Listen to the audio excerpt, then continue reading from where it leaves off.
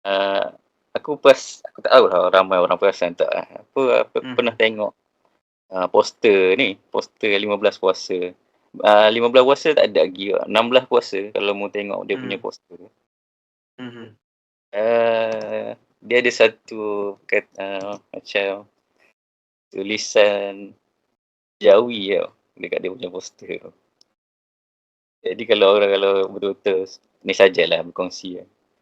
Kalau mau tengok betul-betul orang yang tengok betul-betul, sebenarnya dia dah tunjuk dah dekat poster ni. 16 puasa tu bukannya 16 puasa tapi 16 P dia tu ada ta, macam ada 2 titik ta.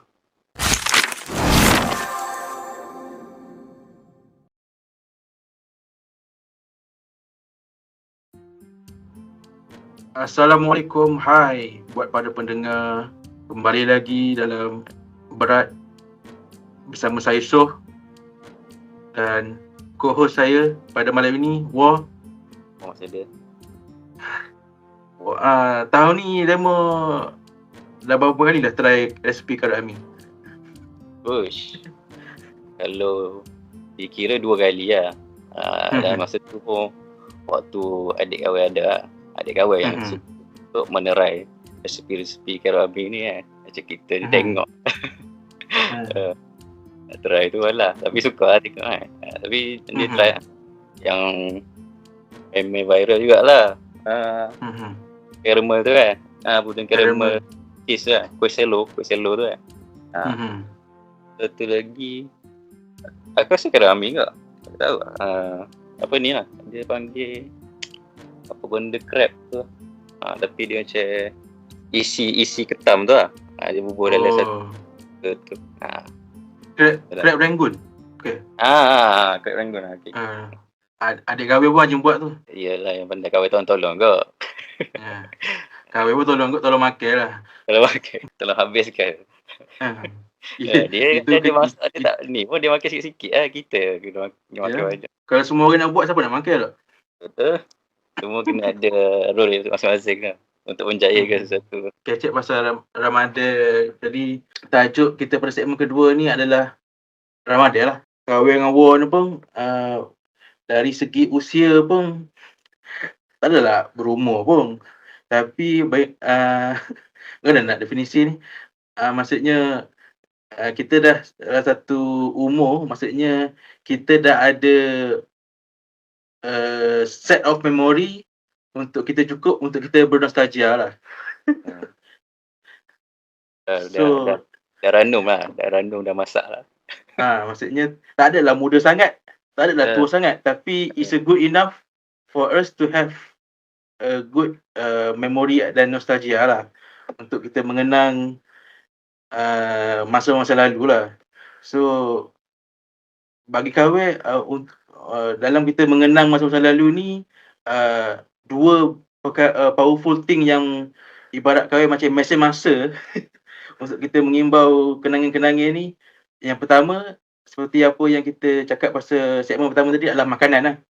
Maksudnya dengan melalui makanan tu, dia ada satu magis di mana dengan kita makan sesuatu makanan tu, kita akan mengimbau balik lah.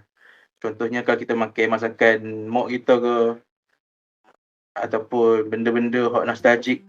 Kalau kat Kelantan kat macam teh botol orange tu.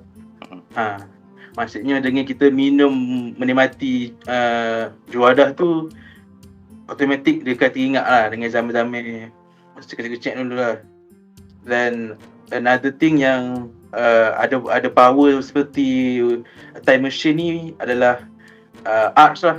Dengan kita consume arts macam filem, siri, lagu, dia akan mengimbau balik the moment yang kita tengok benda tu first time. So senafas dengan topik kita pada malam ni, apakah filem ataupun bentuk-bentuk arts yang kita consume pada zaman-zaman dulu yang mengingatkan kita pasal Ramadan ni.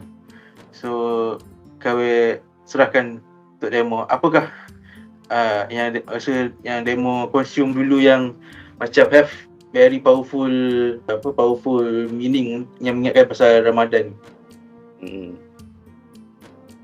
Tak tahulah dia membawa powerful meaning dah. Tapi aku boleh adalah jamin 100% kan. 60% lah jaminan. Kalau bercakap pasal art bulan puasa ni untuk orang-orang yang lahir pada tahun 90-an, aku mesti dia akan ingat dari Ramadan Rafiq lah. Sebelum ambil benda ni, kita ambil dulu dari Ramadan Rafiq kan. Sebab tak tahulah, macam mungkin dia adalah satu cerita yang menemani kita pada bulan puasa tu. Dia sebelum berbuka puasa, tak silap kan dia punya cerita. Sebelum berbuka puasa. Tapi sebelum demo terus ke, untuk pada pendengar kita yang bukan 90 boleh tak demo sedikit explain kepada dia dari Ramadan Rafiq ni, apa yang hebat sangat pasal cerita ni, siapa demo kena cerita pada mana ni? Okay. Secara ringkas je lah kalau yang kawan ingat lah. Dia dari Ramadan Rafiq ni, di tajuk tu pun kalau tengok kita boleh faham. Diary Ramadan, lepas tu Rafiq ni ada seorang anak orang putih lah, anak Mak Saleh lah kan. Jadi dia duduk di kampung, dia ni nak menjalani Ramadan tu lah, Ramadan tu kan, dengan berpuasa kan. Daripada dia tak berpuasa tu, dengan sekeliling dia ni budak-budak yang berpuasa, dia tu lah kisahnya dari Ramadan Rafiq ni. Tu ke bagi esok kalau yang penting-penting untuk ditambah dari Ramadan Rafiq. Maksudnya Rafiq ni dia duduk di Perancis, dia balik ke rumah nenek dia lah untuk bulan Ramadan tu. So masa dia duduk rumah nenek tu, that was the first time yang dia observe Ramadan tu. Maksudnya dia belajar puasa tu lah. So the whole series ni pasal macam mana Rafiq ni menjalani ibadah Ramadan lah. Jadi tu lah dia mengingatkan kita, kalau kita ni dari Ramadan Rafiq lah.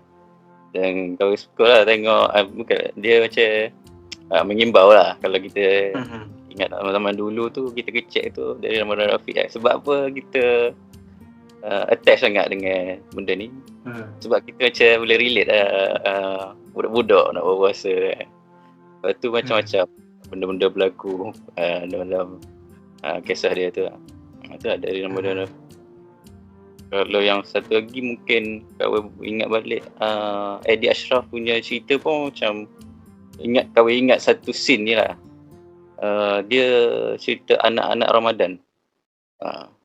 Tu dengan Idrus apa nama dia? Nick Idrus. Nick Idrus ingat nama belakang Idrus. Dia pun satu benda yang sama juga kalau boleh puasa dulu-dulu lah.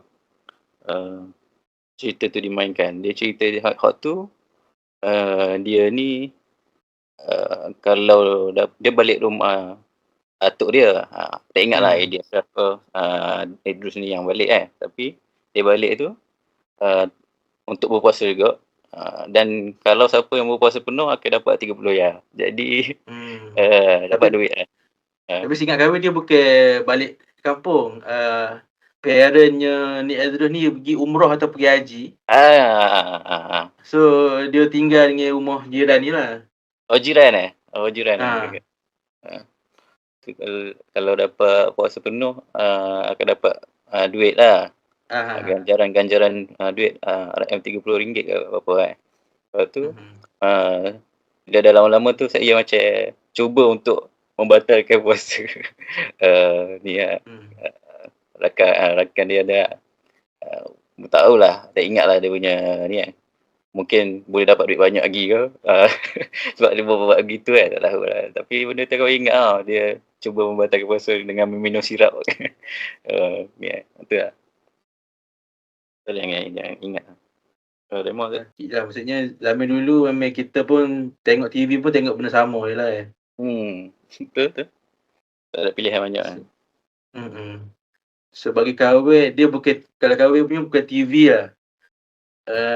Benda yang art yang mengingatkan kawan tentang bulan puasa ni, untuk konteks, dia masa kita budak sekolah ni, maksudnya bila kita mula-mula belajar puasa ni, dia sangat satu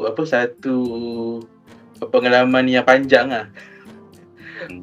Maksudnya dulu masa kecil ni, masa kita membesar dia tak, masa tu mana lah ada internet, mana ada smartphone ni.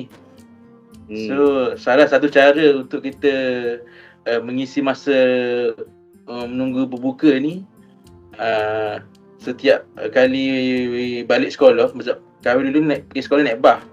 So bas tu akan berhenti betul-betul depan kedai surat khabar. So bila mak kawin beli surat khabar tu, kawin pun akan pau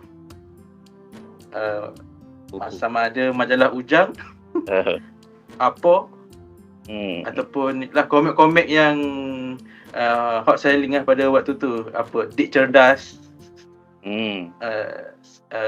Doraemon.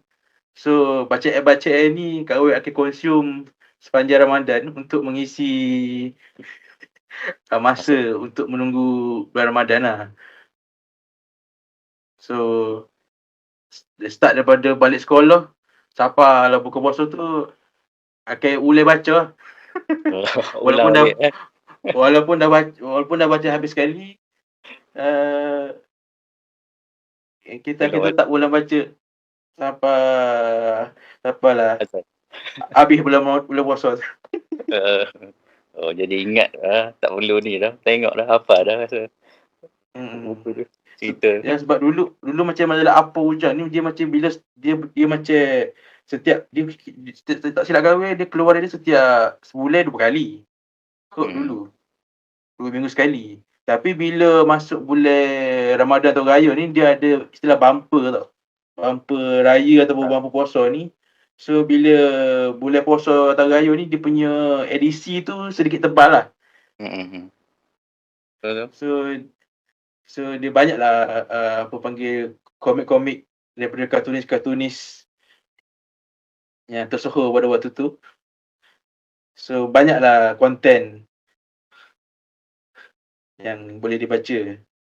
So buat pada pendengar Gen Z, majalah apa dengan Ujang ni, dia ibarat ke apa kalau waktu sekarang dia macam kita scroll reel lah.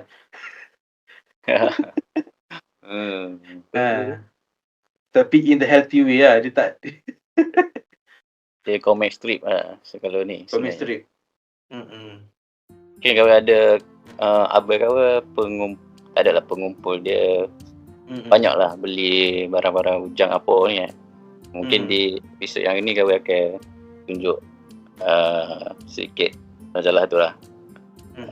Kau cari yang bumper edition yang raya kau ada, kita akan tunjuk buat para pendengar berat. Tapi demo tim Ujang ke tim apa? ke blues apa? Blues untuk aku ke? Blues lamanya, tak ingat dah. Tak ingat. Tapi aku diusahakan dengan Ujang lah. Apa tu kadang-kadang kita ada juga tapi tak banyak kalau jumpa kan. Waktu tu aku bukannya pembeli lah. Maknanya aku second hand punya ni kan. Second hand smoker. Aku beli banyak-banyak, aku baca lah. Jadi kita ambil lah apa yang ada.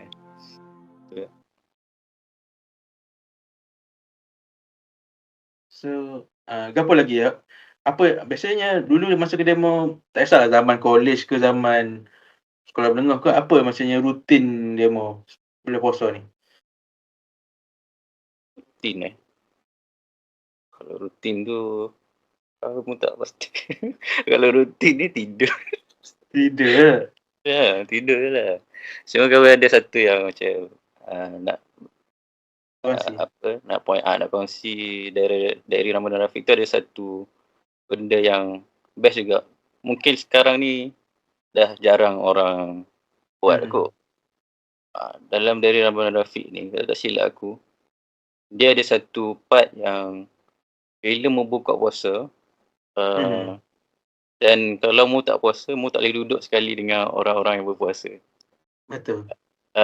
Jadi benda tu atuk kau pernah buat. Jadi bila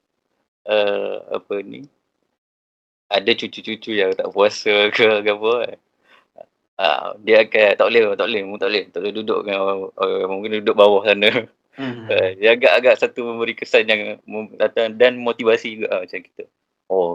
Kita rasa padahal tak ada gapo pun kalau dia fikirkan makan juga kan. Sana pun makan, sini pun makan. Seolah-olah di pulau lah. Dia rasa macam di pulau lah kan. Benda tu bagus juga untuk beli kawan-kawan rasa. Bila kita dia rasa macam gitu, kita di pulau kan kita tak sia. Jadi kita cuba untuk berpuasa lah. Rasa dulu-dulu ramai yang praktikkan juga benda ni. Kalau istilah sekarang tak nak FOMO lah. Tak nak FOMO lah. Yeah. Takut fear of missing out. Faham. Yang kecil masa buka bosor kau teringat lah. Maksudnya benda macam dulu ada, Loni dah macam kau tak nampak dah tak rasanya Loni. Maksudnya dia setiap kali lepas azan ataupun apa, dia akan ada menayangkan apa waktu berbuka puasa dengan waktu imsak di seluruh negeri. So kita orang Kelantan kita akan tengoklah setiap negeri mana buka pukul berapa, imsak pukul berapa. Dan sejak daripada tu kawan memasak impian lah. Tapi impian tu masih lagi belum tercapai lah. Which is kawan nak sahur di Johor dan berbuka di Sabah. Ya betul. Tahun ni macam maksudnya lah dulu maksudnya kita konsum TV tu kau kan best kalau kita sahur di Johor. Berbuka di Borneo di Sabah Sarawak. Maksudnya mungkin dulu Johor ni sebab dia negara belah selatan ni, dia punya subuh tu agak lewat. So mungkin dia punya subuh tu pukul 9:30 kot macam ni. Dan di Sarawak tu pukul ada tu pukul 5:45 pun dah maghrib So menjadi impian untuk saya sejak kecil lah untuk membuat boleh try. Masih tapi ada. Tapi Loni dah tak ada VT waktu berbuka dengan waktu imsak. Rasa macam tak ada. Tak tahu lah kalau extra oasis ke mungkin ada, tapi dalam mungkin 5 tahun lepas aku rasa ada lagi. Tahun ni tak nampak lah. Boleh try tengok oasis lah kalau ada pun. Channel biasa tu tak ada. Dan Loni pun macam tak banyak lah rasa macam cerita-cerita puasa yang berusulkan Ramadan. Berusulkan Ramadan lah. Agak kurang lah. Kalau dulu macam kita nampak contoh ni dari Ramadan Afiq kan. Lepas tu adalah cerita-cerita yang macam berkait lah dengan puasa. Walaupun dia ada satu tu, tak ingat lah apa nama segmen dia kan. TV3 lah. Dia setiap episod tu dia lain cerita, tapi dia bab puasa ataupun bab agama lah. Dia setiap lepas bukan kisah benar. Ya, kisah benar pun macam betul juga. Kisah benar dia panjang sikit lah. Dia bukan pendek-pendek, kapsul pendek-pendek. Dia ada lepas apa ni? Waktu Moreh lah aku rasa. Cerita-cerita gitu. Kalau macam satu lagi kalau nak bercakap benda yang relate dengan puasa, 15 puasa lah. Mamat Khalid punya barang kan. Tahun ni tak ada aku rasa. Tahun lepas ada lagi rasa. Tahun ni tak ada. 15 puasa, 16 puasa. Sekarang dah berapa belas lah. Tak ingat. Tapi tak nampak kurang nampak ni yang berlungsungkan Ramadan punya ni Kalau ada pun macam kurang menarik sikit. Yalah. Kita tak ada idea. Tapi yalah, apa saga puasa Bayi Mamat Khalid ni bagi memang satu apa panggil dia panggil tele movie yang ikonik Tu. Macam daripada zaman yang 15 puasa tu, zaman apa Ali Lama Ramli tu. Dia best cerita tu. Ali Ramli dia tak ada dialog pun dalam cerita tu. dia dialog dia ngelah je tu. Tolong tu Tolong sebab dia kena jerat ayam. Kena jerat apa. Sampai ke malam apa dia menunggu lolok bawa makanan, tapi dia dia mati dilenyek ke apa?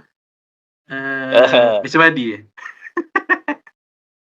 Aku apa ni macam pasal Mamat Khalid punya ni series tu telemovie tu aku hadam agak lambat juga sebenarnya. Aku tahu aku memang jenis seorang yang macam tu. Aku tak join the hype kalau masa orang tengah hype benda tu. Aku seorang yang tahu tak suka. Tak promo Tak promo. Dia ada satu adik aku itu. Dia kontra kepada promo Ada satu. Apa ni? Aku kalau benda-benda orang hype tu jarang aku nak join Jadi aku ambil masa lambat sikit untuk hadamkan cerita-cerita 15 puasa, 16 puasa ni. Cerita tu dah macam dah naik apa semua, dah lama sikit tu baru aku tengok balik. Waktu aku tengok start dengan 15 puasa lah. Tengok pada awal lah. Lepas tu tengok 15 puasa patut macam tapi 15 puasa tu kalau bagi aku 16 puasa lagi yang hit lah 15 puasa. Tapi 15 puasa tu idea tu lah macam Mamat Khalid ada idea buat cerita tak puasa. Tapi tu lah style agak idea tu bijak Ada anak dia berlakon cerita tu. Anak dia masih kecil lagi Amin dengan Adam Khalid jadi anak. Jadi anak. Jadi cerita tu lawaknya aku tak tahu. Aku rasa Lolok tu lawak Lolok ni pandai bawa komedi.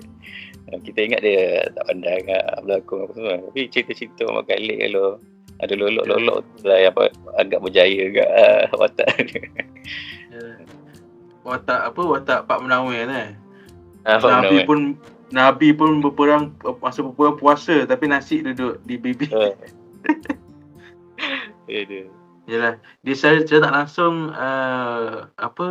siri puasa ni dia ada selitkan unsur dakwah secara retrospektif lah. Dia tak ada gaya dakwah tu tak ada lah secara direct. Ya, kan apa yang dicuba sampaikan boleh puasa ni kalau mu tak biasa puasa daripada kecil sampai kau tua lah mu tak puasa. Tu best juga kalau mu cerita pasal benda tu. Aku fikir agak macam nak tanya lah. Sebab tu lah cerita contoh-contoh cerita macam Mamat Khalid punya ni lah. Benda ni dia menunjukkan orang-orang yang tak puasa lagi-lagi orang tua kan. Jadi sedikit sebanyak memberi kesan negatif juga sebenarnya. Jadi aku pernah berbual dengan kawan aku, kita kena jadi orang bijak lah bagi aku untuk tidak ambil yang negatif tapi still negatif tu akan sampai ke orang. Jadi orang fikir bagus ke buat cerita yang macam sedemikian. Aku saja nak tanya lah. Macam susah sikit lah. Maksudnya cerita yang berunsurkan berunsur agama tapi memaparkan sisi-sisi negatif lah semua. Tak adalah sekadar agama. Contoh macam cerita Kudrat Kahar tu kan. Ada je benda mesej yang nak disampaikan tapi still benda yang ditunjukkan negatif tu kebanyakan orang ikut yang negatif daripada yang positif. Jadi patutnya macam kalau mu fikir patutnya tak perlu dah buat cerita-cerita gitu, ataupun boleh je buat orang yang kena pandai, ataupun punya pendapat macam mana? Dia macam mana? Dia macam contohlah dia kata apa High Council dia cerita tu dia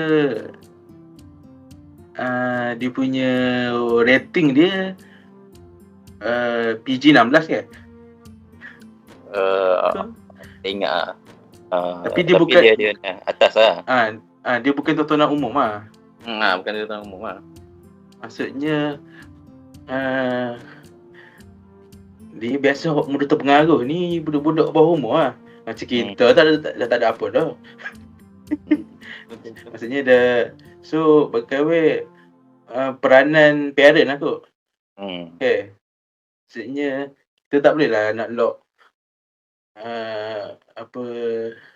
anak kita ni tengok sesuka hati lah apa-apa konten tu. Mungkin boleh tengok tapi dengan guidance mak opak lah.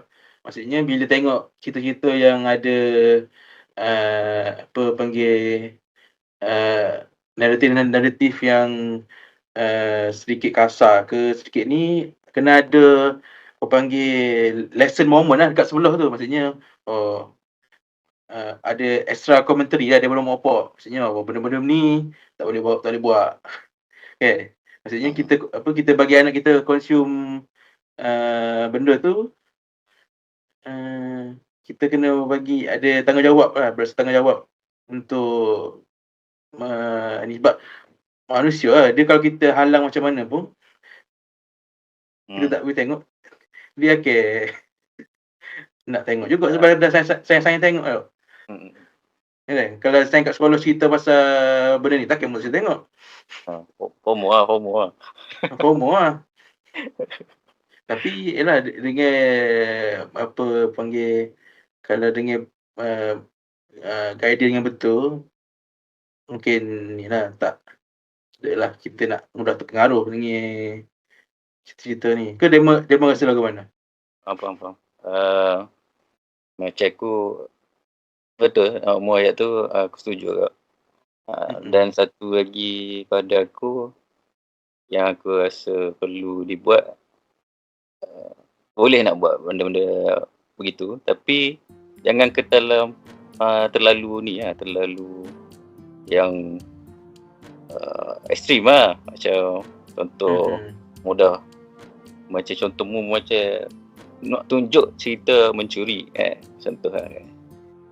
Tapi mudah macam tunjuk yang betul-betul detail, yang macam cara nak mencuri semua. Jadi orang tengok tu sebagai benda yang mengajar untuk mencuri pula. Inspirasi jadi macam tersalah ni Jadi yang dua-dua kena pandai yang membuat pun kena pandai, yang menengok pun kena pandai dan tu lah, macam cerita-cerita macam Ahmad Khalid buat apa semua ni, benda tu ada je macam benda-benda tak berapa okey tapi betul lah, macam kalau mu tu dia akan tulis bukan untuk tontonan umum ataupun 18 ke atas ke apa semua. Kalau dia dah tunjuk begitu, maknanya patutnya mu kena tahu lah cerita ni untuk orang besar ke, untuk ada guidance apa semua lagilah benda tu bagus lah dan dinilai dengan baik lah. Bukannya mu tengok tu banyak mengambil terpengaruh yang benda-benda yang tak molek lah. Macam orang-orang yang dah matang ni dia ambil sesuatu benda tu lain sikit daripada orang-orang budak-budak muda kan. Dua-dua kena main peranan lah. Dia mau tunjuk terlalu ekstrim lah, jadi lagi tak molek juga kan. Budak pun terfikir-fikir benda ni macam mana sikit nak kata pasal aku tak tahu lah ramai orang perasan tak pernah tengok poster 15 puasa 15 puasa tak ada lagi lah. 16 puasa kalau mu tengok dia punya poster tu. Dia ada satu macam tulisan Jawi tau dekat dia punya poster tu. Jadi kalau betul-betul ni sajalah berkongsi lah. Kalau mu tengok betul-betul orang yang tengok betul-betul, sebenarnya dia dah tunjuk dah dekat poster ni. 16 puasa tu bukannya 16 puasa tapi 16 P dia tu ada tar, macam ada 2 titik tar. Dekat U tu dia macam sin. Sa. Dia macam 16 tak puasa lah sebenarnya. Dia dah tunjuk. Bukan 16 puasa lah tu tanya tajuk sudah yang di sebalik lah. Rasa lah. Very good observation. Kau tak puasa pun selama ni. Mungkin sebab aku tengok secara maraton kan. Macam aku tengok 15 puasa aku terus nak tengok. Aku tengok 17. Jadi mungkin aku terperasan dekat ni 16 ni. Ada benda ni. Kenapa dia ada P, dia ada 2 titik kat atas ni kan. 17 pun ada. Kita perasan macam mungkin 16 pun tak puasa sebenarnya. Mungkin 16 puasa. Itulah ni. Menarik juga. Menarik. So buat para pendengar yang baru pertama kali mendengar apa itu 16 puasa, saya sadangkan anda sejurus habis podcast ini terus ke perseriman halal ya. Untuk kita menjamu moreh anda ataupun menemani anda ketika sahur. Tontonilah karya-karya puasa by Muhammad Khalid ni. Dia ada berapa? 15, 16 dia sampai 19 rasa. 19 je. Tengok check tu. Ada beberapa lah. And sangat recommended untuk ditonton. So kita pergi kepada trend terkini lah. Dan rasa macam kami rasa lah, maksudnya generasi sekarang dia berbeza dengan kita punya zaman kita puasa dulu. Maksudnya zaman kita puasa dulu, kita ada macam panggil ada collective experience. Maksudnya benda yang consume akan sama dengan majority apa benda yang orang consume. Tapi dengan adanya TikTok ni, algoritma sekarang ni, dia untuk semua orang dapat consume benda yang sama tu, dia sedikit berbeza lah, kan? So untuk rancangan misalnya kalau sekarang ada a very good show tentang Ramadan pun, dia tak ada liputan yang luas pun macam zaman kita dulu. So sebagai itulah harga yang kita dah bayar dengan teknologi lah. Maksudnya kalau kita ada a very good show pun, kalau dia punya liputan tu tak meluas macam zaman kita dulu. So mungkin sekarang the equivalent macam orang yang ke depan show bila Ramadan ni mungkin Khairul Amin kot bagai-bagai. Maksudnya bila kita sebut Khairul Amin tu, dia dah sinonim dengan bulan puasa. So secara tak langsung, kalau kita heavily consume on social media, bila nampak Khairul Amin dah post makan itu, maksudnya bermulalah waktu bulan Ramadan. Betul. Satu benda yang orang kata tunggu-tunggu dan orang kata wajib tengok juga macam lalu lah. Saya suka tengok yang dia post video yang pasal puding tu kebersamaan orang yang membuat jadi macam dia dah menggunakan kalau bagi aku benda ni art lah. Dalam membuat kuih tu, membuat makanan pun, tapi dapat menyatukan orang kan. Benda tu yang Khairul Amin for Menteri Perpaduan. Itu yang kita cuba buat ni untuk pendengar kita cuba buat. Jadi kalau semua ada benda-benda kongsi komen apa semua kan, kita nak lawan Karami. Salah.